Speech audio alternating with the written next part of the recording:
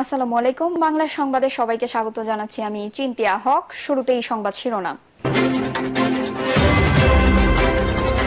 শেখ হাসিনাকে প্রত্যর্পণ নিয়ে প্রশ্ন, কূটনৈতিক উপায়ে কাজ করার কথা বলেন জয়শঙ্কর। ছাত্রদল নেতা জনি হত্যা, আসাদুজ্জামান মিয়া 7 দিনের রিমান্ডে। এদিকে হাসপাতাল থেকে কারাগারের সাবেক বিচারপতি মানিক। জানাবো সিলেটে ব্যবসায়ী অটো চালকদের দফায় দফায় সংঘর্ষ।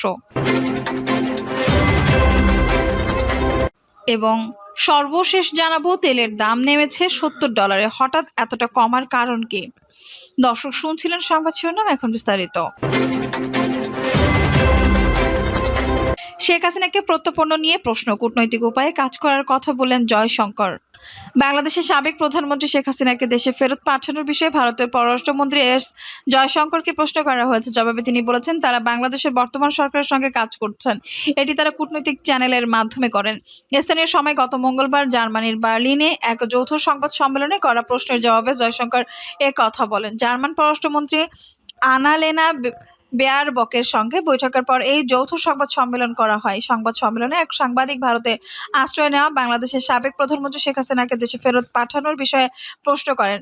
বলেন, বাংলাদেশের কর্তৃপক্ষ বলছে তারা সাবেক প্রধানমন্ত্রী শেখ হাসিনা প্রত্যর্পণ চাইবে। ভারত কি এমন অনুরোধ বিবেচনা করবে? জয়শঙ্কর বলেন, আপনারা জানেন বাংলাদেশের সরকার পরিবর্তন হয়েছে। আমরা স্পষ্টতই এই সরকারের সঙ্গে কাজ করছি। এটি আমাদের কূটনৈতিক চ্যানেলের মাধ্যমে করি, গণমাধ্যমে প্রকাশিত প্রতিবেদনের ভিত্তিতে নয়। ছাত্র জনতার অভ্যুত্থান গত 5 আগস্ট আওয়ামী লীগ সরকারের পতন হয়। প্রধানমন্ত্রীর পদ থেকে পদত্যাগ করে দেশ ছেড়ে ভারতে চলে যান শেখ হাসিনা। তিনি এখন ভারতে অবস্থান করছেন। ছাত্রদল নেতা জনি হত্যা, আসাদুজ্জামান মিয়া 7 দিনের রিমান্ডে। প্রায় 1 দশক আগে ছাত্রদল নেতা নুরুজ্জামান জনিকে পুলিশি হেফাজতে হত্যার অভিযোগে করা মামলায় সাবেক ডিএমপি কমিশনার আসাদুজ্জামান মিয়ার 7 দিনের রিমান্ড মঞ্জুর করেন আদালত। রাজধানীর খিলগাঁও থানা ছাত্রদলের সাবেক সাধারণ সম্পাদক মোহাম্মদ নুরুজ্জামান জনিকে পুলিশ হেফাজতে ক্রসফায়ারের নামে হত্যার অভিযোগে এই মামলা করা হয়। মামলায় আসাদুজ্জামান মিয়া এজাহার নামীয় 12 নম্বর আসামি। গতকাল বুধবার 11 সেপ্টেম্বর রাতে রাজধানী মহাখালী ফ্লাইওভার এলাকা থেকে আসাদুজ্জামান মিয়াকে গ্রেপ্তার করে র্যাব। হাসপাতাল থেকে কারাগারের সাবেক বিচারপতি Manik. Sylhet MAG Osmani medical college হাসপাতাল থেকে সিলেট কেন্দ্রীয় কারাগারে নেওয়া হয়েছে অবসরপ্রাপ্ত বিচারপতি এইচ.এম. শামসুদ্দিন চৌধুরী মানিক। বৃহস্পতিবার 12 সেপ্টেম্বর বিকাল 4টায় তার দিকে হাসপাতাল থেকে কড়া নিরাপত্তায় তাকে কারাগারে নেওয়া হয়। সিলেট কেন্দ্রীয় কারাগারের জেলার মোহাম্মদ শাখাত হোসেন জাগো নিউজকে বিষয়টি নিশ্চিত করেছেন। এর আগে শারীরিক অবস্থার উন্নতি হওয়ায় বৃহস্পতিবার দুপুরে আসমানী হাসপাতাল কর্তৃপক্ষ তাকে ছাড়পত্র দেয়। তিনি হাসপাতালে একটি মেডিকেল বোর্ডের তত্ত্বাবধানে চিকিৎসাধীন ছিলেন। অবসরপ্রাপ্ত বিচারপতি মানিকের চিকিৎসায় গঠিত মেডিকেল বোর্ডের প্রধান অধ্যাপক শিশির চক্রবর্তী বলেন, তিনি এখন অনেকটা স্বাভাবিকভাবে চলাফেরা করতে পারায় মেডিকেল বোর্ড হাসপাতাল থেকে তাকে ছাড়পত্র দেওয়ার সিদ্ধান্ত নেয়। সিলেট কেন্দ্রীয় কারাগারের জেলার মোহাম্মদ শাখাত হোসেন বলেন, শাখাত বিচারপতি মানিককে হাসপাতাল থেকে কড়া নিরাপত্তায় সিলেট কেন্দ্রীয় কারাগারে আনা হয়েছে। তিনি আরও বলেন, তার বিরুদ্ধে দেশের বিভিন্ন স্থানে একাধিক মামলা হয়েছে। সেসব মামলায় যখন যেখানে শুনানির জন্য চাওয়া হবে তখন সেখানে পাঠানো হবে। সিলেটে ব্যবসায়ী অটো চালকদের দফায় দফায় সংঘর্ষ। সিলেটে সিএনজি চালিত অটোরিকশা চালক ও ব্যবসায়ীদের মধ্যে সংঘর্ষ হয়েছে। বৃহস্পতিবার 12 সেপ্টেম্বর দুপুর 1টার দিকে নগরী সিটি সুপার মার্কেটের ব্যবসায়ীদের সঙ্গে এই সংঘর্ষ হয়। কয়েক দফায় দুপক্ষের মধ্যে ধাওয়া পাল্টা ধাওয়া ও ইট পাটকেল নিক্ষেপ চলে। এতে বেশ কয়েকজন আহত হওয়ার খবর পাওয়া গেছে।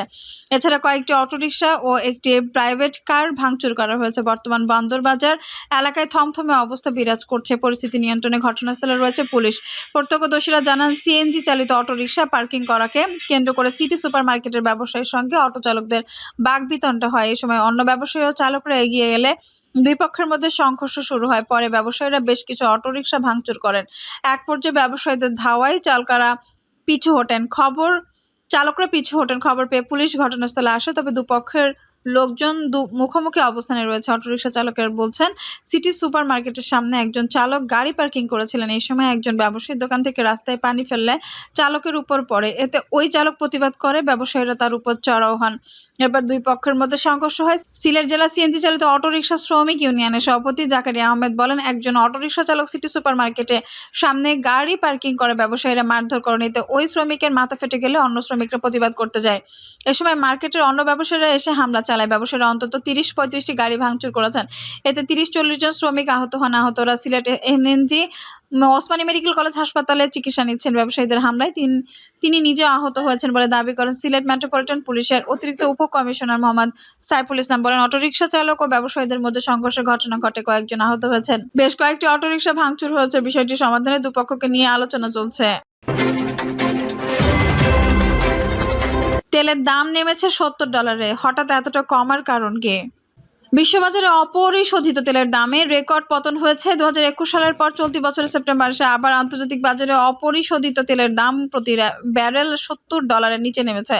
অনেকের আশঙ্কা তেলের দাম $60 নেমে যেতে পারে। আজ বুধবার সকালে বিশ্ববাজারে WTI ক্রুড তেলের দাম ছিল প্রতি ব্যারেল $67.68। ব্রেন্ট ক্রুড তেলের দামও কমেছে, যদিও তা এখনো $70 নিচে নামেনি। প্রতিবেদনে লেখার সময় এই তেলের দাম ছিল প্রতি ব্যারেল $71.05। ওয়েল প্রাইস .com ও রয়টার্স সূত্রে এই তথ্য পাওয়া গেছে। গত এপ্রিল মাসেও বিশ্ববাজারে অপরিশোধিত তেলের দাম ছিল প্রতি ব্যারেল $90। মধ্যপ্রাচ্যের ভূরাজনৈতিক উত্তেজনার জেরে তেলের দাম বাড়তে শুরু করে। অনেকেই তখন ধারণা করেছিল তেলের দাম আবারও প্রতি ব্যারেল $100 ছাড়িয়ে যাবে, কিন্তু বাস্তবে ঘটলো তার উল্টোটা ঘটনা। দাম কমে $70 নিচে নেমে এলো। বিশ্ববাজারে অপরিশোধিত তেলের দাম কমার কারণে হিসেব বিশেষজ্ঞদের একাংশ মনে করছেন চাহিদা কমে যাওয়ার ফলে দাম কমেছে। যতই সরবরাহ নিয়ে শঙ্কা থাকুন, দিন শেষে বাজারে পণ্যের দাম নির্ধারণে সবচেয়ে বড় প্রভাব ফেলে চাহিদা যোগানের ভারসাম্য। বিশ্বের সবচেয়ে বেশি তেল আমদানি করে চীন। তাদের চাহিদার উপর বিশ্ববাজারে তেলের দাম অনেকটা নির্ভর করে, কিন্তু সেই চীনের অর্থনৈতিক অবস্থা ভালো নয়। সেখানে প্রবৃদ্ধির গতি কমে যাওয়ায় তেলের বাজারে মন্দভাব তৈরি হয়েছে। বছরের প্রথম ভাগে গত বছরের একই সময়ের তুলনায় চীন তেল আমদানি কমেছে। চাহিদা কম থাকায় তেল খুব একটা মজুত করছে না চীন। বিশেষজ্ঞরা বলছেন তেলের দাম কমার এটাই মূল কারণ। কোভিড মহামারীর সময় আন্তর্জাতিক বাজারে তেলের চাহিদা শূন্যের কোটায় নেমে এসেছিল। তখন আন্তর্জাতিক বাজারে অপরিশোধিত তেলের দাম প্রতি ব্যারেল $20 নেমে এসেছিল। এরপর তেলের দাম বেড়েছে। রাশিয়া ইউক্রেন যুদ্ধ শুরু হওয়ার পর তেলের দাম প্রতি ব্যারেল $100 ছাড়িয়ে যায়। এরপর 2022 সালের অক্টোবর মাসে তেলের দাম প্রতি ব্যারেল $80 নেমে আসে। তারপর থেকে তেলের দাম এর পাশাপাশি ছিল, কিন্তু চলতি মাসে দাম আরও কমে গিয়ে $70 নিচে নেমে গেলে তেল রপ্তানিকে দেশগুলোর জোট অপেকের আকাঙ্ক্ষা 2024-25 সালে তেলের চাহিদা আরও কমতে পারে। ওপেকের তথ্য বলছে এখন দৈনিক চাহিদা 17,80,000 ব্যারেল হলেও চাহিদা কমে 17,40,000 ব্যারেলে নেমে আসতে পারে।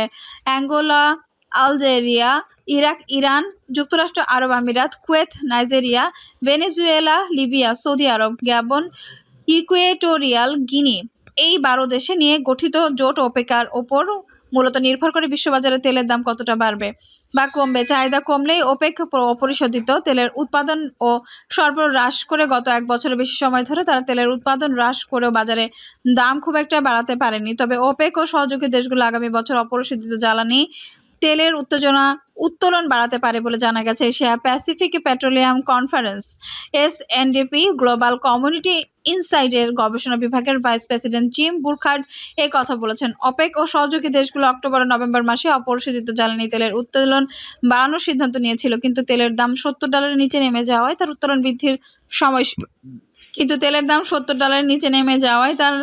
তারা উত্তোলন বৃদ্ধির সময়সীমা 2 মাস পিছিয়ে দেওয়ার সিদ্ধান্ত নিয়েছেন। ওপেক প্লাস জানায় প্রয়োজনে তার উত্তোলন কমানো বা অন্য যে কোনো সিদ্ধান্ত নিতে পারে।